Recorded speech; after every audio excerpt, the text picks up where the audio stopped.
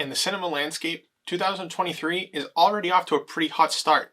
I mean, just on this channel, we've already covered Infinity Pool, Knock at the Cabin, and Winnie the Pooh Blood and Honey, with another blockbuster review coming very soon. But before then, I want to talk about a new film release that might have flown under your radar. That film is, of course, the Elizabeth Banks-directed Cocaine Bear. While the concept of this movie is just plain stupid, non-derogatory, it's really enjoyable. I mean, I knew going into it that it was just the kind of dumb movie that I'd enjoy, but I didn't think I would be thoroughly entertained as much as I was. While I didn't think this film was going to be a cinematic masterpiece, and I definitely don't think it is, I'm still going to treat it as if there are certain things it could have done to make it even better. Over the course of the 90-minute or so runtime, you become accustomed to the fact that animals like black bears that live in the woods regularly eat cocaine that they find lying around.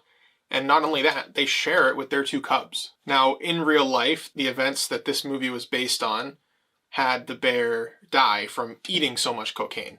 Obviously, that makes sense, that's what would happen. However, in a filmic landscape, it's more understood that the bear might survive and go on some antics and take part in some hijinks, to make the plot of the movie. In this case, the bear goes on a murderous rampage and eats a lot of people. Basically, there's a drug runner that throws cocaine out of an airplane.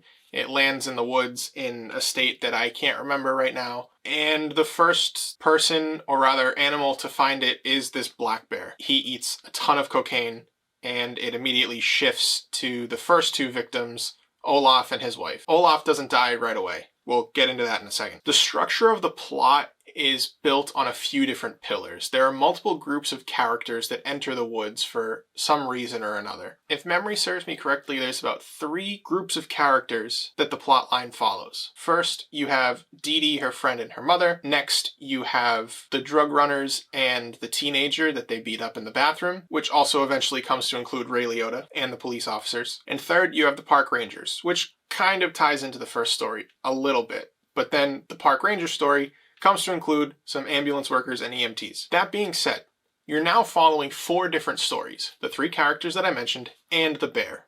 In a film that only has about a 90-minute runtime, it's really difficult to cram all of those in effectively. And not only that, to make your audience care about seeing each one, splitting the runtime between them, making each one feel just as important as the last. Inevitably, one or more of them fails to reach that mark. When a film has multiple plot lines to follow, it forces the audience to split their attention amongst different things that they have to remember. For example, the audience has to remember how the park rangers and the drug runners are both introduced to the punk teenagers, and why the punk teenagers are important to each of their stories, but still how they maintain their own independence as characters. As the audience is introduced to more and more personalities, as they're introduced to more and more characters, what tends to happen is they start to care about some more than others. In my particular case, this could be different for you, I became more attached to the drug runners. So when their story took a pause, and it went back to Dee Dee and her mother, I wasn't so invested. I was sort of looking at my watch waiting for those scenes to end so that we could get back to the drug runners.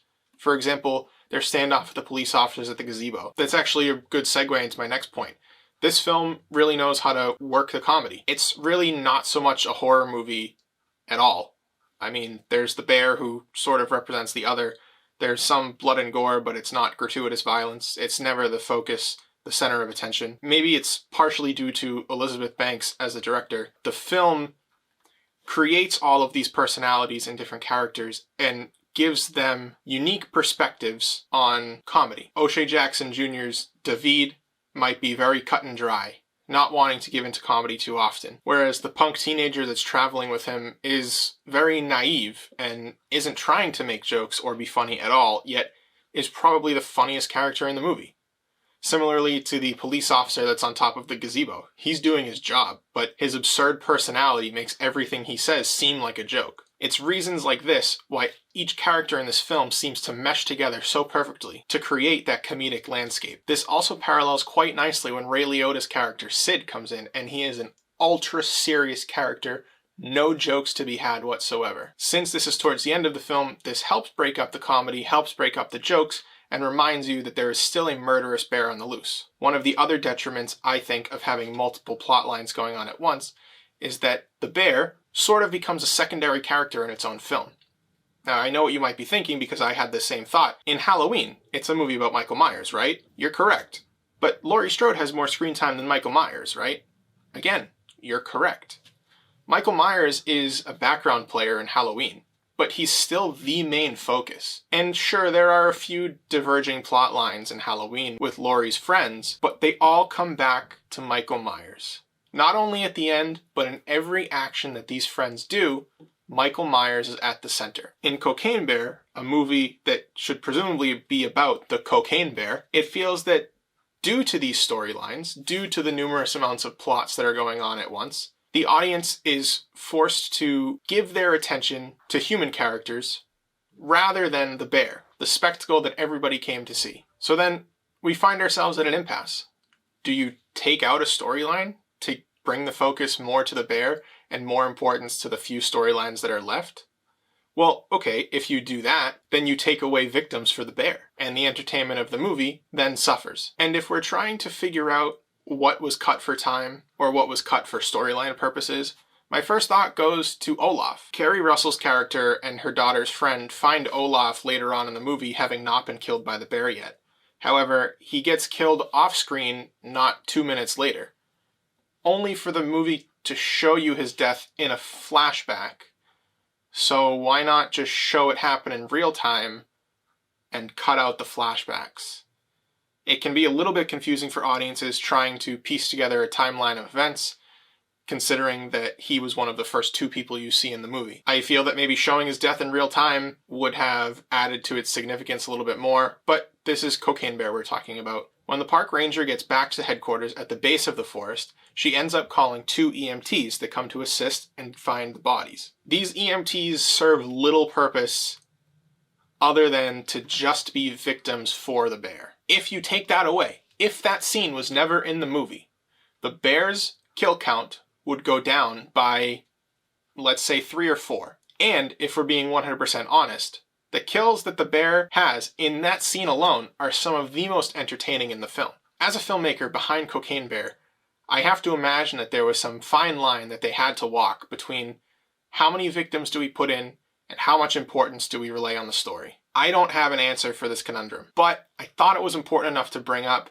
and I think that if that relationship was handled in a bit of a different manner, maybe this film would lean, on my scale, more towards good movie than entertaining movie. Right now, solidly in the middle. To give you another perspective on how entertaining this movie was, I'm going to shift the spotlight over to honorary cellar dweller Kyle, a friend of mine that was courageous enough to brave the stupidity of Cocaine Bear, and the person who I know who was most excited to see this movie in theaters. I've been looking forward to Cocaine Bear for a while now, and I knew it was going to be stupid, but I knew it was going to be fun too. I never expected it to be stupid, fun, and good. I mean, it's a bear did cocaine. If that premise alone doesn't interest you, you probably won't like the movie. But I mean, it's a good time. I don't know what people are like. Oh, it looks stupid.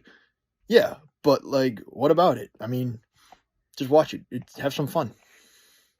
I did really like how the violence in this film wasn't overbearing, but it was never the focus. The focus was always the bear. I only say that because while the bear might not have been the focus of the entire movie, the scenes that the bear was in, the focus was on the animal. Sure, there was violence, there were severed limbs, there was a little bit of blood, but it was always focused on how the bear was going to get its next hit of cocaine, and to what lengths it was willing to go to get that hit of cocaine. It would totally overlook a person lying on the ground fresh for eating for that pack of cocaine right next to that person. In fact, it happens a few times in the movie. Every time it does, it is that much funnier. All in all, this movie was just a really good time. It's certainly not going to win any awards. I don't think you'd write home about it, but if you need something to watch with friends on a Saturday night, check out Cocaine Bear. And I know you're thinking, Andrew, your last video was about Winnie the Pooh. Now this one's about Cocaine Bear? Are you suddenly only reviewing bear-related movies? No, I'm not. That was just the new movie that came out. We'll have a new video soon about a new blockbuster movie like I mentioned earlier, so make sure you stick around to see the release of that one. I think the opinions on it are going to be pretty spicy. Thanks for watching. Catch you guys in the next one.